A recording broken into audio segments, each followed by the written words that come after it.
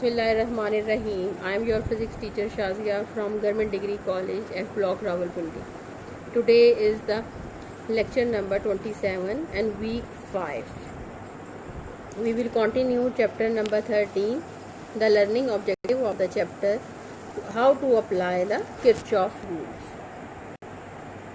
यार आपकी बुक में एक न्यूमेरिकल है और ये न्यूमेरिकल्स बहुत इंपॉर्टेंट न्यूमेरिकल्स हैं, आपको इनको करना आना चाहिए। 13.3 न्यूमेरिकल है और उसमें लिखा हुआ है find the equivalent resistance of the circuit. और फाइंड आउट क्या करना है?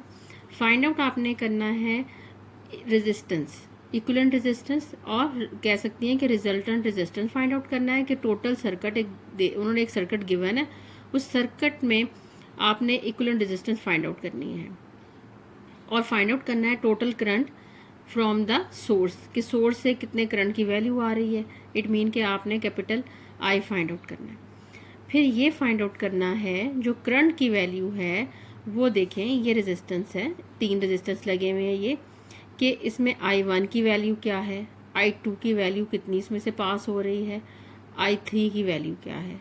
3 करंट फाइंड आउट करने हैं, फिर टोटल करंट फाइंड आउट करना है, रिजल्टेंट रेजिस्टेंस फाइंड आउट करना है। जब भी आपने इसको सॉल्व करना है अपने माइंड में रखिएगा कि आपने रेजिस्टेंस को पहले सॉल्व कर लेना है, कि रेजिस्टेंस के सॉल्व करने के बाद फिर आपने देखना है कि ये पॉजिटिव और नेगेटिव बैटरी का जो है वो किस तरह से कनेक्ट है, डायरेक्शन ऑफ द करंट क्या है।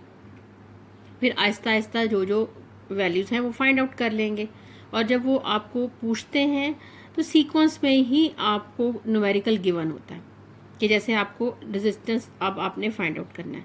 तो सबसे पहले रेजिस्टेंस देखें कि ये 2 रेजिस्टेंस पैरेलल में हैं और ये एक रेजिस्टेंस इनके साथ सीरीज़ में लगा हुआ है।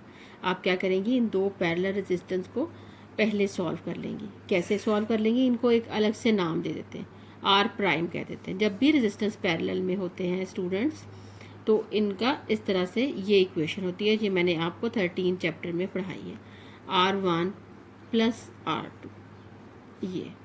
अब आपने R1 R2 की वैल्यू जो है वो पुट कर दी, इसको R1 प्लस R2 की वैल्यू पुट कर दें। R1 1/6 है, 1/6 है, 6 की वैल्यू हुई है, LCM ले लिया, 1 + 1 की वैल्यू हो गई 2/6 हो गया, 2/6 को कैंसिल किया, ये वैल्यू हो गई 1/3 and 1/R is equal to 1/3। It means R equal to 3, दोनों डिनोमिनेटर से ऊपर इस तरह से आगे मल्टीप्लाई हुआ तो R equal to cross multiply करके करेंगे, R इक्वल टू 3।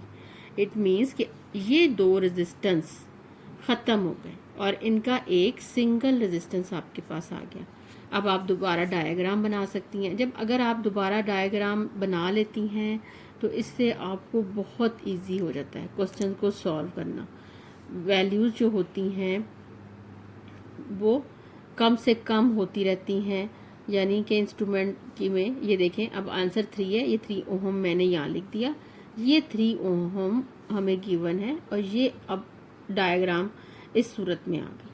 जब इस सूरत में आ गई तो रेजिस्टेंस जो है वो आपको सीरीज़ में नज़र आ रहे हैं, ये दोनों रेजिस्टेंस आपको सीरीज़ में है। इट मीन कि जब रेजिस्टेंस सीरीज़ में होते हैं तो दोनों रेजिस्टेंस, अब आप इन्होंने इसको लेबल किया था R3 और इसको हमने R प्राइम लेबल किया था, तो R प्राइम लेबल कर लें। तो R प्राइम दोनों जब सीरीज़ में रेजिस्टेंस होंगे तो रेजिस्टेंस प्लस होंगे, 3 + 3 is equal to 6 ohm. It mean equivalent resistance is equal to 6 ohm. ये आपका first part to find the value of the equivalent resistance ये सॉल्व हो गया। अब आप देखें, मैंने इसे आपको बताया था कि सीक्वेंस में ही वो आपको क्वेश्चन पूछेगा। अब वो कह रहा है कि टोटल करंट की क्या वैल्यू है। अब मेरी डायग्राम में जस्ट एक रेजिस्टेंस रह गया which is the equivalent resistance. ये देखें डायग्राम अब ऐसे आ गई, ये अब एक 6 ओहम का रेजिस्टेंस और 6 ओहम की बैटरी, ये 2 ही चीज़ें अब आ गई। अब वो कहते हैं कि टोटल करंट फाइंड आउट करें, करंट फाइंड आउट करना है, ये सेकंड पार्ट है। सेकंड पार्ट है करंट फाइंड आउट करने के लिए V/R ओहम लॉ अप्लाई कर दें। ओहम लॉ अप्लाई करेंगी वैल्यू आ जाएगी 6 वोल्टेज बैटरी की और 6 ही इसकी रेजिस्टेंस आ गई। आंसर इज इक्वल टू 1 और 1 एम्पेयर के यूनिट्स जो हैं वो करंट के यूनिट एम्पेयर हैं। आपने एम्पेयर का यहाँ इसको बता दिया, ये एम्पेयर लगा दिया। यूनिट्स आपने ज़रूर जो है वो मेंशन करने हैं। अब उन्होंने कहा है फाइंड आउट करें, ये आपका बी पार्ट सॉल्व हो गया। थर्ड पार्ट वो कहते हैं कि अब आपने इसको सॉल्व करना है, आप फाइंड आउट करना है value of the I1 and I2 and I3। उसके लिए क्या होना चाहिए कि फाइंड आउट होगा कि देखें वोल्टेज यहाँ क्या है, वोल्टेज यहाँ क्या है और वोल्टेज यहाँ क्या है। इनमें आप इसको लेबल कर सकती हैं, इसे A कर दें लेबल, B कर दें एंड C कर दें। ये इसको लेबल कर दिया। अच्छा, अब एक क्वेश्चन में देखें कि ये पूछा गया है इसमें कि आपने हर एक करंट फाइंड आउट करना है। यहाँ आपको रेजिस्टेंस तो 2 नज़र आ रहे हैं। ये डायग्राम फर्स्ट डायग्राम पे आ जाए। ये फर्स्ट डायग्राम में क्या है, रेजिस्टेंस पैरेलल में है। मैंने आपको पढ़ाया था कि जब रेजिस्टेंस पैरेलल में होते हैं तो उनकी वोल्टेज की वैल्यू सेम होती है। यानी अगर यहाँ V है तो इट मीन यहाँ V है, इसलिए जो वोल्टेज की वैल्यू इसके लिए आएगी वही वोल्टेज की वैल्यू इसके लिए होगी। इस वजह से मैं इस इक्वेशन को, इस सर्किट डायग्राम को देख रही हूँ कि यहाँ पर हम इसको किस तरह से सॉल्व कर सकते हैं। जब आप इसे सॉल्व करेंगी, अब आप V की वैल्यू फाइंड आउट कर लें, VBC की कर लें जी, VBC की वैल्यू फाइंड आउट कर लें। VBC की वैल्यू फाइंड आउट करेंगी, I कर लें, R3 कर लें। करंट की वैल्यू I लगा दी और रेजिस्टेंस की वैल्यू 3 हो गई और 3 वोल्ट की वैल्यू, वोल्ट जो volt unit of the potential difference V हो गए। फिर इसमें अब आपने फाइंड आउट करनी है value of the AB। Value of the AB find out करेंगी, पहले टोटल वैल्यू ले लेंगी, उसमें से ये वैल्यू फाइंड आउट कर, इसमें से ये वैल्यू डिडक्ट कर देंगी, आपके पास ये इक्वेशन आ जाएगी। जैसे हम लेंथ को ही फाइंड आउट करते हैं, सेम इसी तरह से VAC इज इक्वल टू, अब VBC is equal to VAC negative sign VBC, ये वैल्यू आ गई। अब इसमें वैल्यू लिखेंगी VAC। टोटल आपके पास वोल्टेज जो है वो 6 है। जो टर्मिनल पोटेंशियल डिफरेंस डायग्राम में देखें, टर्मिनल पोटेंशियल डिफरेंस, ये टोटल पोटेंशियल डिफरेंस जो ये 6 वोल्ट, ये 6 वोल्ट है। ये आपने फाइंड आउट किया था अभी, वो 3 वोल्ट है।